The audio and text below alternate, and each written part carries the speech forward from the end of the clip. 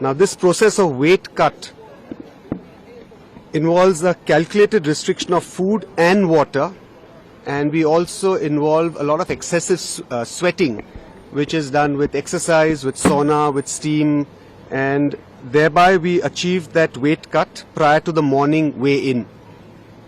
Now this weight cut causes weakness and causes some amount of energy depletion, and this is really counterproductive to participation.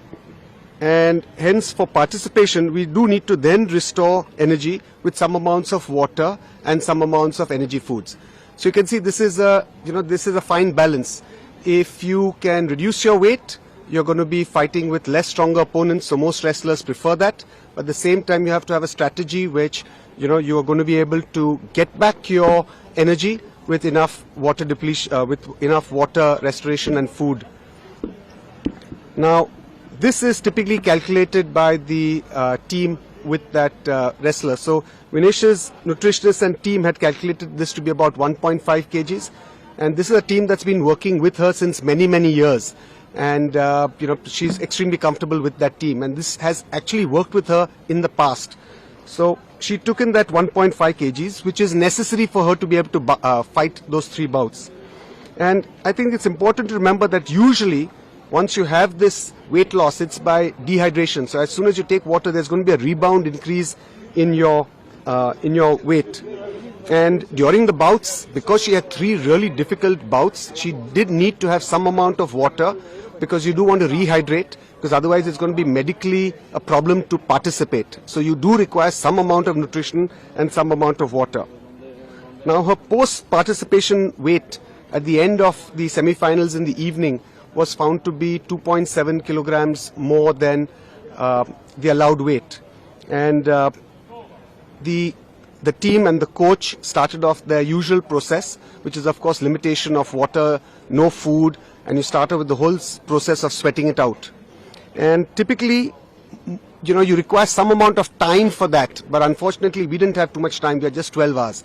So the whole night, the entire team, went ahead with this whole process of trying to reduce her weight, putting her in a steam and sauna, making her exercise, and whatever was medically possible, we tried our best to try and get that weight down.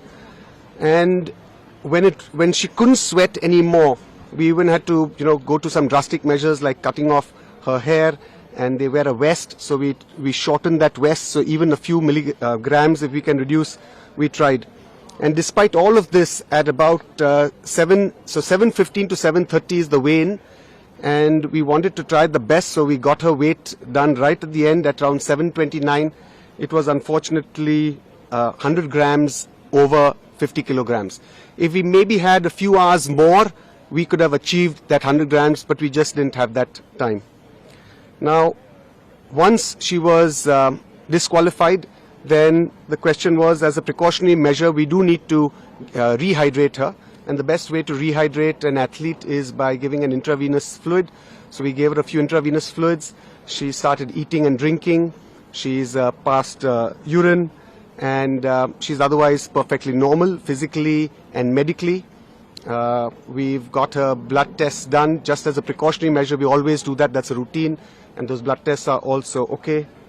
And Vinesh, of course, has interacted with IOA President Dr. Mrs. P.T. Usha, and she's told her that, look, physically and medically I'm okay, but of course, undoubtedly she's disappointed. This is her 3rd Olympics. She was really keen to try and do something for the country, but because of this 100 grams has been disqualified.